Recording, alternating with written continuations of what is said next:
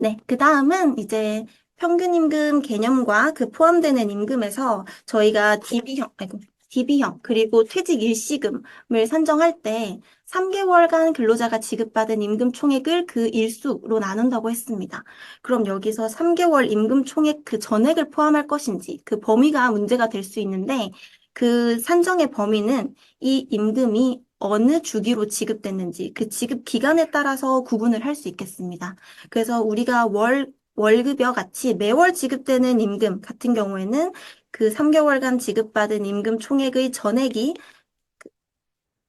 그 평균임금 산정에 포함된다고 보면 되지만 1개월을 초과해서 지급되는 임금도 있잖아요. 예를 들어서 설, 추석, 명절 상여금 같은 경우나 개인의 근로에 대한 대가로 지급된 인센티브, 성과급 같은 거.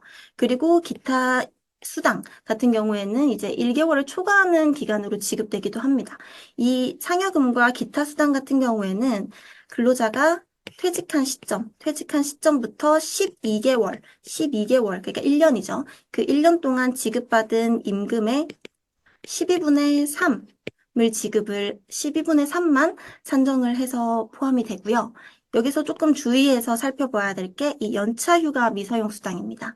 연차휴가 미사용 수당 같은 경우에는 이제 그 관련 행정해석을 살펴보면 퇴직하기 전 이미 발생한 연차 미사용 수당은 퇴직금 산정 시 포함되어야 하지만 퇴직함으로써 비로소 사유가 발생한 미사용 수당은 평균임금 산정에 포함되지 않는다라고 보고 있습니다. 이게 무슨 말이냐면 이제 내가 퇴직을 해서 더 이상 이 회사에 다니지 않게 돼서 사용하지 못하게 된 그 연차에 대한 수당은 이 평균 임금으로 보기가 어렵기 때문에 여기에 산입이 되지 않고 대신에 내가 퇴직하기 직전에 받았던 연차 수당의 12분의 3이 평균 임금을 산정하는 임금에 포함된다. 고 이해를 해주시면 될 것 같아요.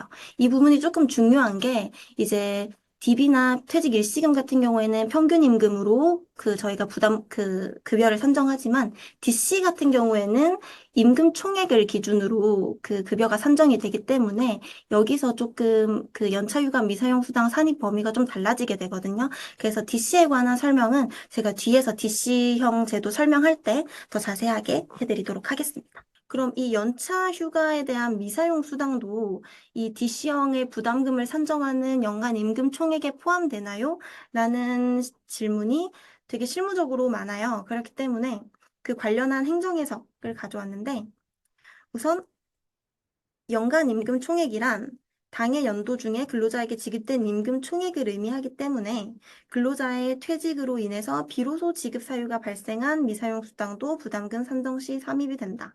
즉, 아까 DB형이랑 어떤 점에서 차이가 나게 되냐면 일시금과 DB형, 즉 평균임금을 산정할 때는 근로자가 퇴직함으로써 내가 더 이상 이 회사에 안 다녀서 못 사용하게 대한 연차에 대한 미사용 수당은 평균임금으로 볼 수 없기 때문에 산입하지 않았어요. 산입하지 않고 그 직전에 지급받은 연차휴가 미사용 수당의 12분의 3만 평균임금 산정에 포함됐는데 DC형 같은 경우에는 내가 퇴직함으로써 비로소 사유가 발생한 이 수당도 전액이 다 이 부담금 산정에 포함된다고 봐주시면 되겠습니다. 그 점에서 이제 DB랑 DC에서의 그 연차 휴가 수당 차이가 발생한다고 이해해 주시면 될 것 같습니다.